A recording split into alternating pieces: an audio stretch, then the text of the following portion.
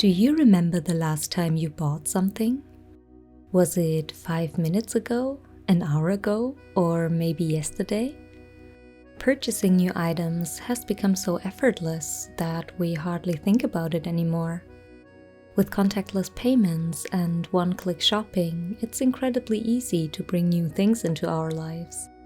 And at the same time, it has become incredibly hard to buy things, because many of us struggle with the economic crisis, with inflation, and with wages not keeping up with our increasing cost of living. Luxury window displays, satisfying restock videos, and a constant stream of perfectly targeted ads encourage us to buy, making us believe that getting the latest Stanley Cup accessory or a jar full of sparkly bath bombs will make our lives happier and more complete. But the truth is, many of us cannot afford this shameless overconsumption anymore. Many more could never afford it. And looking at the climate crisis, nobody on this planet can afford it. So how do we get out of the hamster wheel of consumerism that gets promoted to us as a desirable lifestyle everywhere we look? Let's chat about that today. Hi, this is Liz. I live a slow life in the countryside, paying off my timber frame house and making videos about my simple and sustainable lifestyle. Today's topic is very close to my heart, so let's discuss how we can shift our mindset away from the constant need to buy new things. And let's explore strategies for living a rich and peaceful life without the constant temptation of unnecessary purchases. And at the end, I'll give you the eye-opening stop buying stuff pep talk you are most likely here for. This will be part 1 of a 2-part series, and in my next video I'll give you the practical strategies you need to start your underconsumption journey. So let's dive in. Become conscious of how you spend. The first step should always be to become conscious of how and why we spend our money. Sift through your bank and credit card statements of the last weeks and months to get a feeling for your own purchasing behavior. The purpose is to find the patterns in what we buy and why. Is it mainly things we actually need, such as groceries or train tickets? Are there mostly planned purchases, or are there many impulse purchases on the list, either because we walked past a store window or scrolled past something online? Awareness is the first step towards changing our behavior, and as you clicked on this video, I can already tell you are ready for that first step towards establishing a more conscious consuming behavior. Buying things does not equal self-care. Self-care is incredibly important, I'm sure we can all agree on that. However, what I don't agree with is the idea of self-care that is way too often promoted on social media. Self-care doesn't have to involve a store-bought sheet mask, a snack tray full of fancy treats, or a lavish shopping spree plunging us into credit card debt. There are so many beautiful ways to de-stress after a long day of work and to take care of ourselves that don't involve buying things. Need some examples? Going for a walk, drinking a hot cup of tea, exercising, cooking a delicious meal for ourselves, reading a book from the library or a public bookshelf, listening to a podcast, listening to music, drawing, journaling, spending time with loved ones, giving ourselves a home manicure or pedicure, enjoying a nice hot bath that is still very pleasant and relaxing even without bath bombs and scented candles. Or, if we really do want that face mask, we can easily make one ourselves from ingredients we have in our home. I'll leave a recipe or 2 in the description box for you. All of these options do not only save us a ton of money, they are way more sustainable self-care practices too. Speaking of self-care, I'm also a huge fan of investing into ourselves, but this investment doesn't have to be things. I love to invest into my health by giving my body high-quality food and enough sleep. I love to invest into my future by saving and paying off debt. I love to invest into my mind by reading, by going to museums, galleries, theaters, and concerts. by taking courses and learning something new. I love to invest into my soul by spending time with loved ones, by seeing new places and experiencing something new often. All of these investments have a bigger impact on our lives that lasts way longer than that cute fast fashion top. An item is not a lifestyle. Literally the oldest trick in the book when it comes to advertising is to sell a lifestyle, not just a product. We are bombarded with ads and social media posts on a daily basis. We are shown specific desirable lifestyles that seem to naturally come with a set of items, be it the designer handbag we should be wanting if we are a successful businesswoman, or even the sustainable linen dress we should be wanting if we are into life in the countryside. Seriously, please don't go buy a green linen dress just because you enjoyed this video. Very often, what we desire is not actually an item, it's the lifestyle this item seems to represent. And simply buying an item is so much easier than implementing new habits, changing behaviors, and working towards a life that is currently not a reality for us. But buying stuff is not a shortcut to building the life we want for ourselves. Don't fall into that trap. Buying a bunch of storage containers is not gonna turn us into an organized person.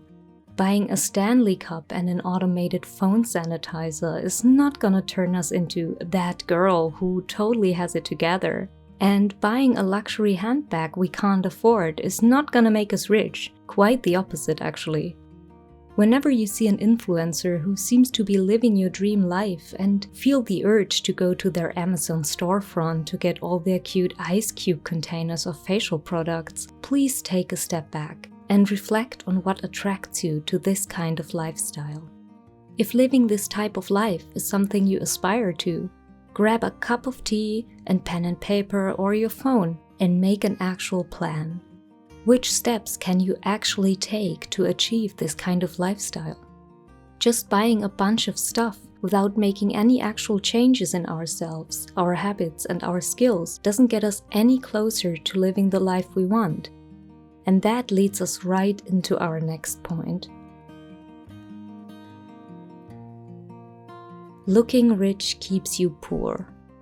You may have also noticed this ongoing trend of people trying to look wealthy or pretending to be wealthy, even though they are not.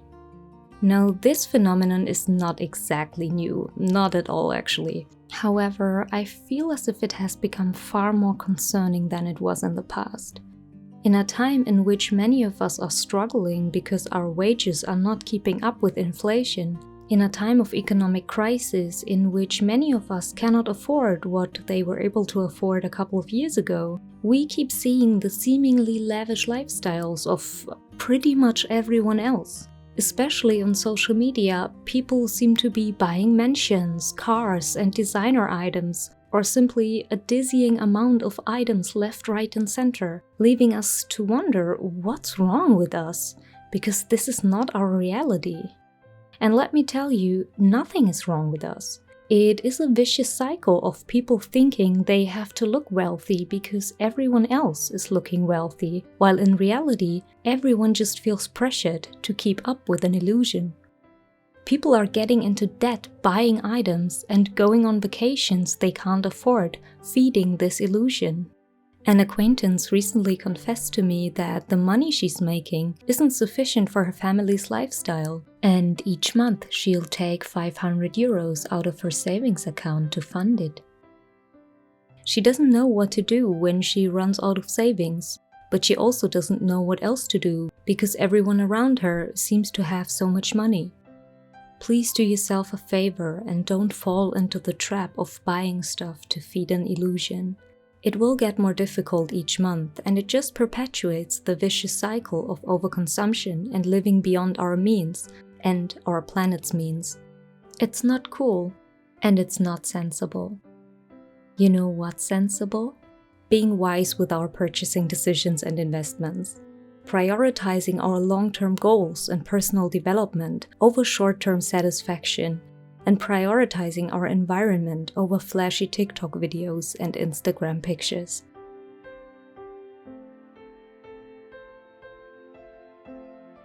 Stop comparing to extremes. This is a trap that is very easy to fall into. With all sorts of hauls and restocks being available for us to watch online, displaying a ridiculous level of overconsumption, it is quite easy for us to not feel that bad in comparison. Because compared to others, we don't even have that many shoes.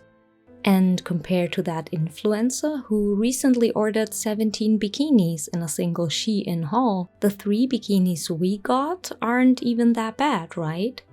Let's not fall into that trap of justifying our own pointless purchases by comparing them to extremes.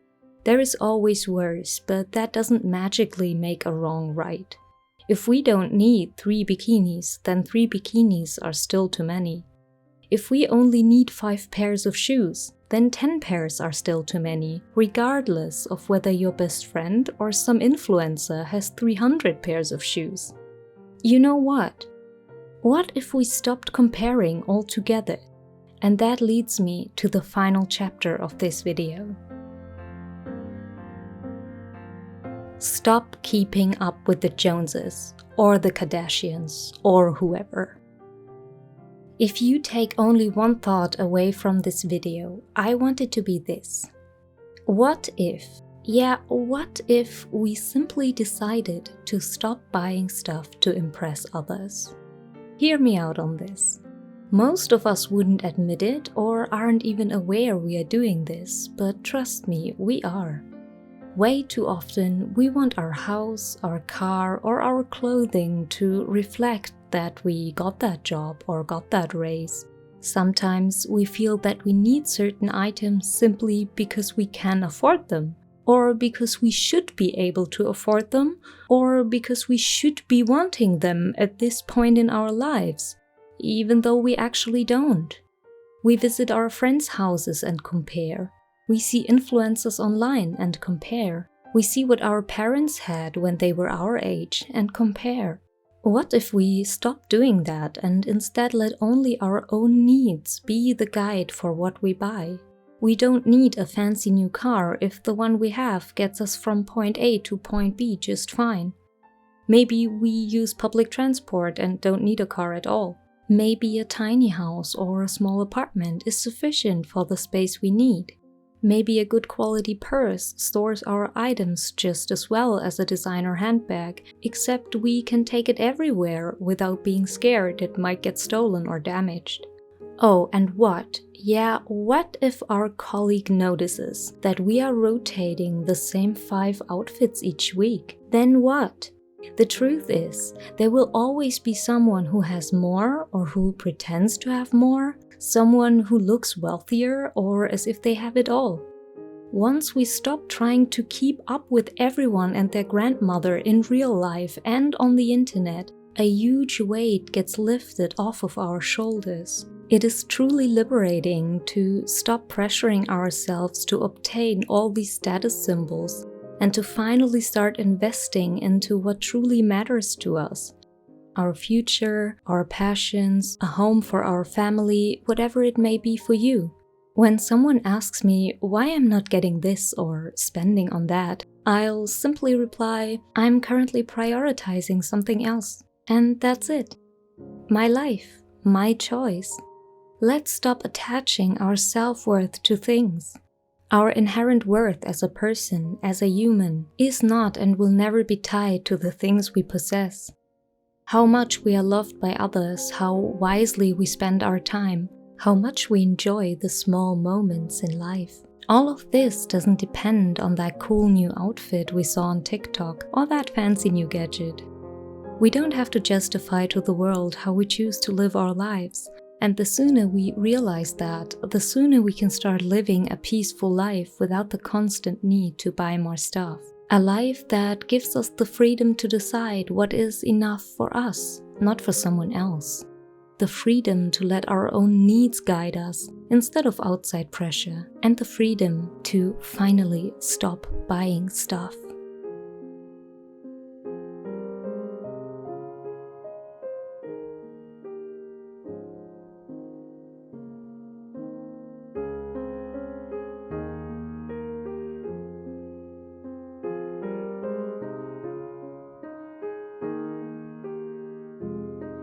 Now I'm curious, what are you trying to buy less of? Let me know in the comments.